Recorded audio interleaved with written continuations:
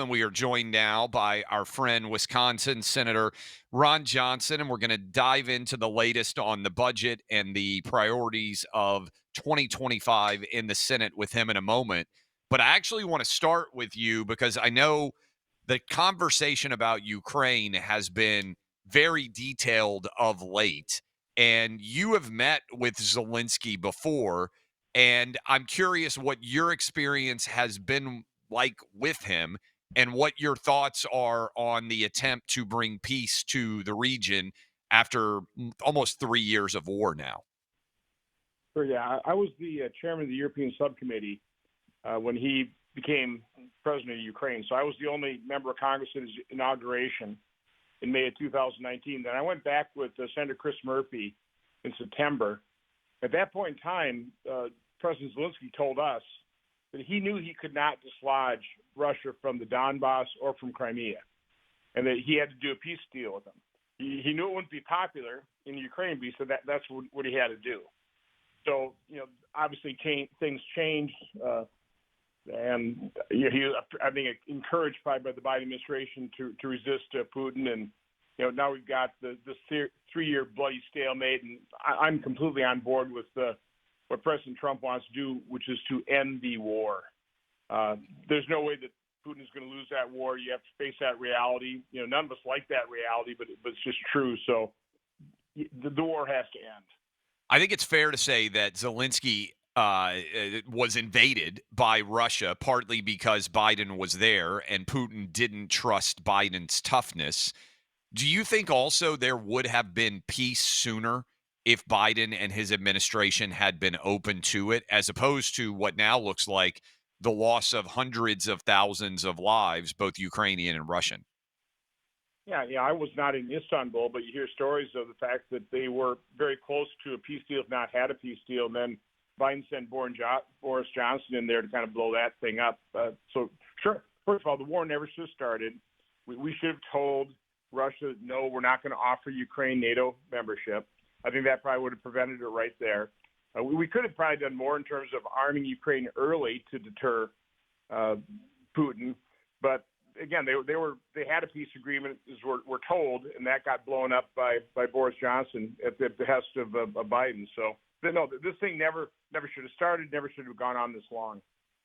Do you think, Senator Johnson, appreciate you being with us? It's Buck. Do you think that this is something that President Trump will be able to bring at least to a ceasefire relatively quickly? Do you think that we could see it by the summer? I know I'm asking you to project out a little bit, but just based on your sense of Trump and his team and Secretary Rubio's capabilities and the realities on the ground here, and the strategic realities on top of all of that, what kind of a timeline are you hopeful Trump can achieve? Well, as soon as possible. Again, I'm not going to like the deal. I don't think anybody's going to like the deal. Maybe Putin will like the deal. Again, this is awful. But every day that goes by, the deal gets worse because more Russian conscripts die, more Ukraine gets destroyed. So again, I've just been focusing, got to end this war. I've been saying that for a couple of years now. Let's go into the budget situation. Long night in the Senate. A lot of things that are going to be occurring. What should our listeners know about where we are headed with the budget process here in 2025? You have to know the numbers. In Washington, D.C., they don't really like talking numbers much. But the facts are, in 2019, we spent $4.4 trillion. Then we had COVID, went on a massive bipartisan spending spree, spent almost $6.6 trillion. And I've said this in the past, no family, if they had an illness, had to borrow $50,000 to pay medical bills. If that family member got well, you wouldn't keep borrowing $50,000 and spend at that level. That would be insane, but that's exactly what the federal government has done. The last 5 years, we've averaged $6.5 trillion. Last year, we spent $6.9. This year, we're on a path to spend $7.3 trillion. So 4.4 to $7.3 trillion, that's a 63% increase, while our population has grown 2.6%. So what we need to do is we need to return, like a family would, to some kind of pre-pandemic spending level. I've laid out 4 options. What happened is Chairman Graham of the Budget Committee took my option where I said use President Trump's own budget for 2025.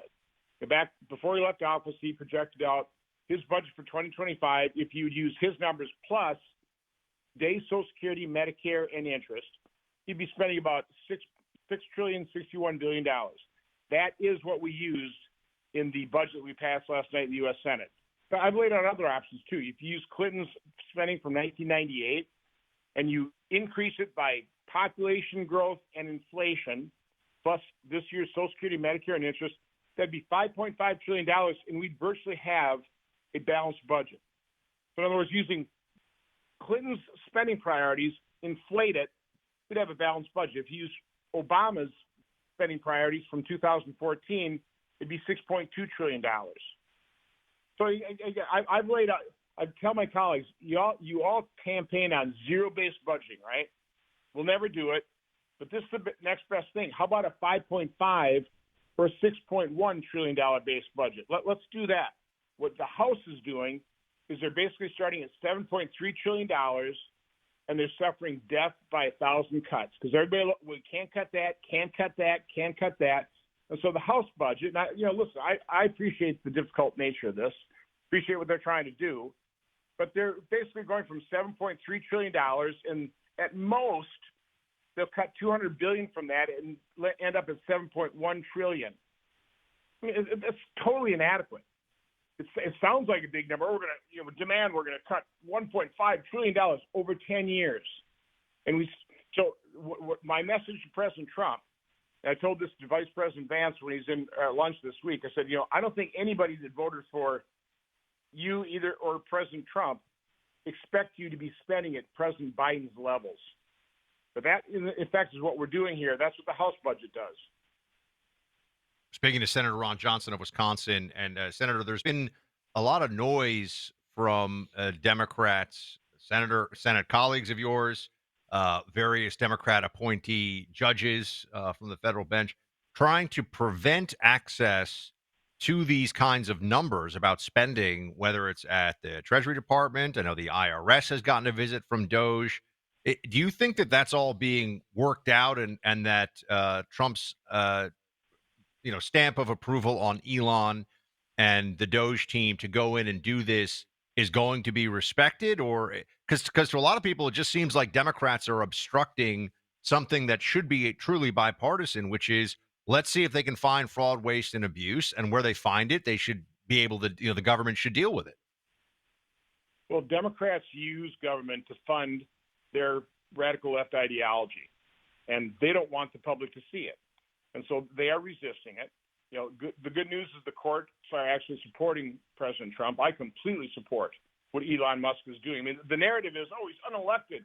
Well, all the bureaucrats that refuse to turn over information to members of Congress and the American public, they are unelected. I have a far greater faith in a representative from a duly elected president, elected to do just this, going in there and uncovering this. Now, the trick's going to be, just because Elon Musk and DOGE uncovers the waste, fraud, and abuse doesn't make it go away. We have to do that through the legislative process. And again, that's why I've been supporting a keep it simple process. What the Senate is doing, okay, let's first start by giving Trump the resources he needs to secure the border, defend this nation. I would actually do a three-step process. Next, I'd come back using that same budget. By the way, in passing that, we use current policy on taxes, which means all we have to do is come back, a second reconciliation, and say we're going to extend the current tax code. As complex, as awful as it is, by doing that, we would prevent a massive automatic tax increase that occur in 2026. Then we come back in the third round with a fiscal 2026 budget, and that's where we do all the other stuff. I mean, that's where you simplify, rationalize the tax code. That's where we take a look at Trump's tax proposals. That's when we do the pre-pandemic spending level. It's not going to be easy, but as you're seeing, the House, the one big beautiful bill is one really complex bill, which I think is probably one really impossible to pass bill right off the bat. And President Trump needs the border funding now. We're talking to Senator Ron Johnson. You made the analogy, and I think it's a good one. In 2019, we had a $4.4 trillion budget. Democrats, but also Republicans, signed on to blow up that bill, that budget during COVID. Money just flew out. We ratcheted up the national debt by a massive degree. Isn't there also a pretty good historical analogy here? Look, we responded, and you've been on the show a lot. Much of the government and much of society failed in responding to COVID. But if you go back historically, during World War II, we ratcheted up spending massively for the federal government. But as soon as World War II was over, we dialed that back down and came back to some form of sanity because we weren't fighting the war anymore. Isn't it kind of crazy that there's almost no debate about the budgetary policies that were put in place during COVID being retracted at all? Like, I don't think most people even contemplate or discuss this. Well, one of the devious things the Uniparty has done is they've transferred discretionary spending into the mandatory accounts. So we've increased other mandatory, not Social Security, Medicare, or even Medicaid. We've increased it from $642 billion to $1.3 trillion since 2019. One thing, this is 3 omnibuses ago. I asked my Senate colleagues, Republican colleagues, say, hey, anybody know how much in total the federal government spent last year? I asked the Washington press corps that. Nobody knew because we never talk about it. One of the press guys said, well, I think it was over $1 trillion. Now, that's discretionary spending. That's less than 30% of our budget. So we put so much of the federal budget on automatic pilot. We're supposedly the 535-member board of directors of the largest financial entity in the world, and we don't even know in total what we spend. Now, because I raised that issue 3 years ago, people are aware, but they're looking at, again, if you start at $7.3 trillion and try and cut your way to pre-pandemic level, you'll never get there. You have to start at some pre-pandemic level baseline. Again, I've laid out Clinton 1998, Obama 2014. I mean, even Trump's 2019, if you inflate that, you'd only be at $6.5 trillion. I still think that's too high, but it's $800 billion below where we are right now, and it's over $500 billion below where the House is trying to struggle passing a budget. Thanks so much for being with us, Senator Ron Johnson. I'm not saying the Senate's going to have a good time or easy time getting down that level, but at least our budget says $6.061 trillion. Okay. Senator Ron Johnson of Wisconsin, thanks for being with us, sir.